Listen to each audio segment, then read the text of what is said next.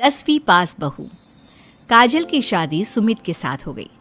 काजल के माँ बाप का एक कार एक्सीडेंट में की वजह से उसकी पढ़ाई 9th क्लास के बाद हो नहीं पाई, क्योंकि काजल को उसके मामा जी ने पाल पोस कर बड़ा किया था, लेकिन उसे पढ़ाया लिखाया नहीं। काजल के अच्छे नेचर और उसकी सुंदरता को देखकर सुमित को वो पसंद आ गई और सुमित ने काजल के साथ शादी कर ली। शादी के बाद हमारी बहू भले ही कम पढ़ी लिखी है, लेकिन लाखों में एक है। सही कहती हो।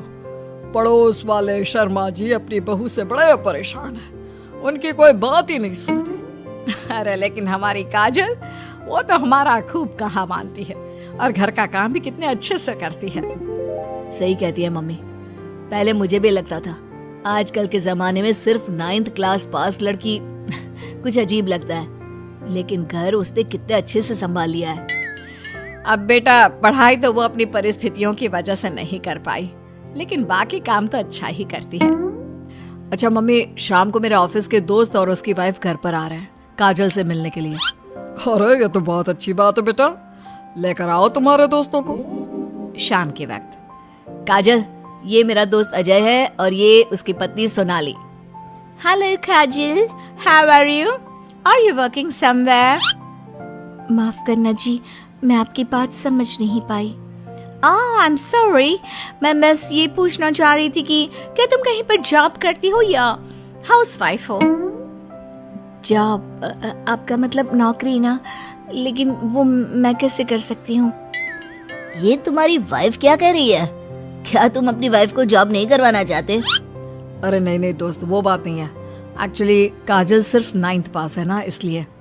Oh my God! Are you serious? Sumit, आजकल के जमाने में और सिर्फ 9th पास? आजकल तो गांव की लड़कियां भी कॉलेज की पढ़ाई पूरी करती है। काजल, क्यों पढ़ाई नहीं की तुमने? बस मेरे सामने कुछ ऐसी प्रॉब्लम थी जिसकी वजह से मैं पढ़ाई नहीं कर पाई जी। सुमित को अपने दोस्तों के सामने बहुत अजीब लगता है कि सब लोग इतने पढ़े लिखे हैं और उसकी बीवी सिर्फ 9th पास है, लेकिन वो काजल को बहुत पसंद करता था, इसलिए वो काजल से कुछ नहीं कहता। लगता है इनको इनके दोस्त के सामने बहुत अपमान जैसा महसूस हो रहा है। मुझे आगे की पढ़ाई करनी चाहिए, कम से कम 10वीं पास करना तो बहुत ज़रूरी लगता है। अगले दिन, मम्मी जी, मुझे आपसे कुछ ज़रूरी बात करनी थी जी। हाँ बोलो बेटा, क्या बात है? मम्मी जी, दरअसल मैं ना 10वीं क्लास की पढ़ाई करना चाहती हूँ, 10वीं पास करना चाहती हूँ। लेकिन बेटा, अब घर के इतने सारे काम, जिम्मेदारियों के बीच तुम 10वीं की पढ़ाई कैसे करोगी? पापा जी, मेरा बहुत मन है, प्लीज मना मत करिए ना जी। अरे ठीक है बेटा, जैसे तुम्हारी इच्छा। तुम 10वीं का फॉर्म भर दो। काजल खुश होते हुए वहां से चली जाती है। कुछ दिनों के बाद, मम्मी, क्या आपने सच में खुश होकर काजल को आगे की पढ़ाई करने की परमिशन दे दी? मेरा मतलब है, वो पढ़ाई करेगी तो घर का सारा काम, जिम्मेदारी कौन संभालेगा?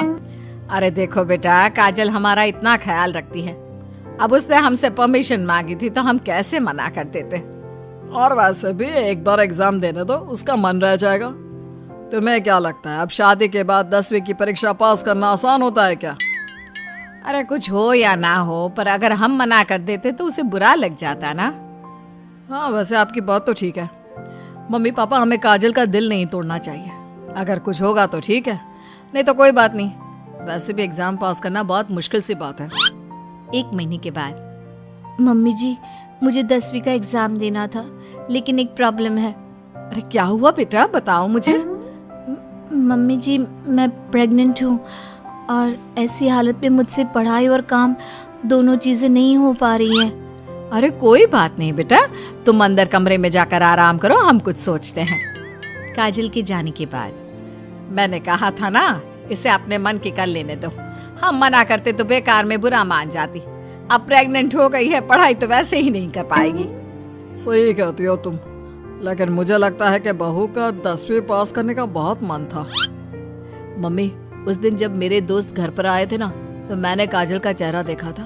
वो बहुत उदास हो गई थी, शायद उन लोगों के सामने खुद को काफी नीचा महसूस कर रही थी। अरे लेकिन बेटा, हमने तो परमिशन भी दे दी ना। अब प्रेगनेंसी और घर की जिम्मेदारियों के चलते कैसे सबको संभालेगी?